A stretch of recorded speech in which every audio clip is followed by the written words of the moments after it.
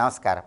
మన భారతీయ సనాతన సంస్కృతి సంప్రదాయాల్లో ఆచార వ్యవహారాల్లో నమస్కారానికి ప్రత్యేకమైన ప్రాధాన్యత చెప్పడం జరిగింది. నమస్కారానికి ఉన్నటువంటి ప్రాధాన్యతను మనం పరిశీలిస్తే ఎదుటి వ్యక్తికి నమస్కారం చేసినట్లయితే నేను నీకంటే తక్కువ వాడిని అనే అర్థం వస్తుంది. అంటే దానిలో అహంకారాన్ని తొలగింపజేసుకోవటం దాగి ఉంటుంది. కాబట్టి అహంకార భావనను పక్కన పెట్టి శరణాగతి భావనను పెంపొందింపజేసుకొని భగవంతుడికి చేరువవటమే నమస్కారంలో ఉన్న అంతరార్థము. ఈ నమస్కారం అనేది 3 రకాలుగా ఉంటుంది: కాయకము, వాచికము, మానసికము. కాయకం అంటే శరీరంతో చేసే నమస్కారం. వాచకం అంటే మాటతో చేసే నమస్కారం. అంటే మాటతో నమస్కారం అని అనటం వాచక నమస్కారం.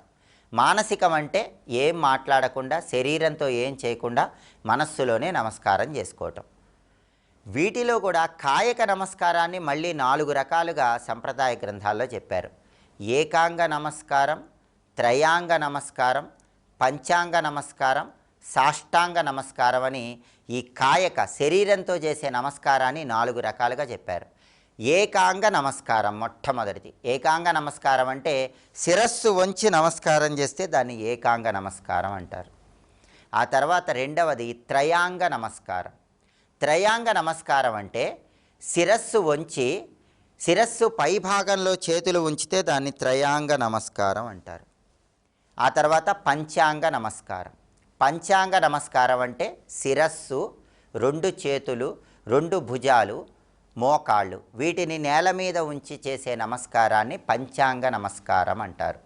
ఆ తర్వాత ఆఖరిది చాలా శక్తివంతమైనది సాష్టాంగ నమస్కారం. సాష్టాంగ నమస్కారం అంటే అష్టాంగ నమస్కారం, 8 అవయవాలతో చేసే నమస్కారం. పంచాంగ నమస్కారం అంటే 5 అవయవాలతో చేసే నమస్కారం. పంచాంగ నమస్కారంలో శిరస్సు, 2 చేతులు, 2 భుజాలు, మోకాళ్ళు వీటితో చేస్తాం. సాష్టాంగ నమస్కారంలో మాత్రం శిరస్సు, 2 చేతులు, భుజాలు, ఆ తర్వాత 2 చెవులు, గడ్డము వీటన్నిటినీ నేల మీద ఉంచి నమస్కారం చేస్తాం. అన్నిటికంటే సాష్టాంగ నమస్కారం గొప్పది. స్త్రీలు సాష్టాంగ నమస్కారం చేయకూడదు. పంచాంగ నమస్కారం వరకు మాత్రమే చేయవచ్చు. ఏకాంగ, త్రయాంగ, పంచాంగ నమస్కారాలు స్త్రీలు చేయవచ్చు.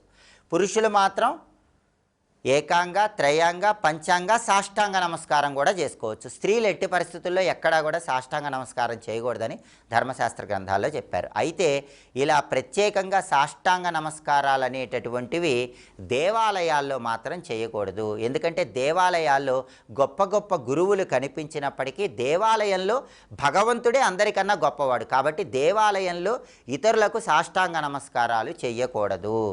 అటువంటప్పుడు ఏం చేయాలంటే శాస్త్రం ఒక విధి విధానం చెప్పింది.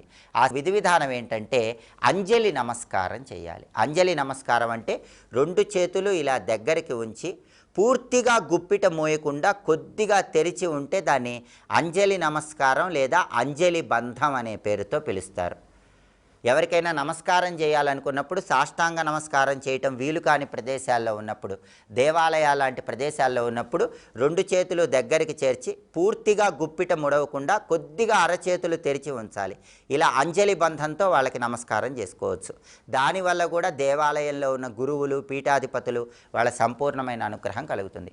అలాగే గురువులకు కానీ, పెద్దలకు కానీ, తల్లిదండ్రులకు కానీ నమస్కారం చేసేటప్పుడు ఒక ప్రత్యేకమైన విధి విధానం ఉంది. ఆ విధి విధానంతో నమస్కరిస్తేనే సంపూర్ణ ఫలితం ఉంటుంది. ఆ విధి విధానం ఏంటంటే గురువులు, పెద్దలు, తల్లిదండ్రులకు నమస్కారం చేసేటప్పుడు వాళ్ళ కుడి పాదం మీద మన కుడి చెయ్యి ఉంచాలి, వాళ్ళ ఎడమ పాదం మీద మన ఎడమ చెయ్యి ఉంచాలి. కుడి చెయ్యి పైన ఉండాలి, ఎడమ చెయ్యి కింద ఉండాలి. ఇలా పెద్దలకి, తల్లిదండ్రులకి, గురువులకు నమస్కారం చేయాలి. ఇది ఖచ్చితమైన పద్ధతి. అంతేగాని ఎప్పుడూ కూడా మామూలుగా ఇలా పాదాలకు నమస్కారం చేయకూడదు. కుడి పాదం మీద కుడి చెయ్యి, ఎడమ పాదం మీద ఎడమ చెయ్యి ఉంచి మన కుడి చెయ్యి పైన ఎడమ చెయ్యి కింద ఉండే విధంగా వాళ్ళకి నమస్కారం చేయాలి. అలా చేసిన నమస్కారం విశేషమైన ఫలితాలను కలిగింపజేస్తుంది. అలాగే సాష్టాంగ నమస్కారం చేసేటప్పుడు కానీ, పూజలలో దైవానికి నమస్కారం చేసేటప్పుడు కానీ ఒక శ్లోకం చదువుకుంటే అద్భుత ఫలితాలు కలుగుతాయి. ఆ శ్లోకం ఏంటో ఇప్పుడు మనం చూద్దాం.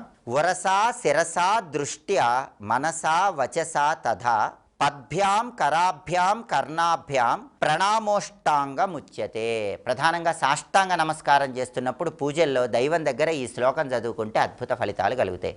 అంటే 8 అవయవాలతో నీకు నమస్కారం చేస్తున్నాను, పరమేశ్వర నన్ను అనుగ్రహించు అని ప్రార్థించడమే ఈ శ్లోకంలో ఉన్న అర్థం. కాబట్టి ఇంట్లో పూజలు చేసుకునేటప్పుడు లేదా దేవాలయంలో భగవంతుడికి సాష్టాంగ నమస్కారం చేసేటప్పుడు ఏ శ్లోకాన్ని చదువుకోవాలో ఇంకొకసారి చూద్దామా మరి. వరసా శిరసా దృష్ట్యా మనసా వచసా తథా పద్భ్యాం కరాభ్యాం కర్ణాభ్యాం ప్రణామోష్టాంగముచ్యతే.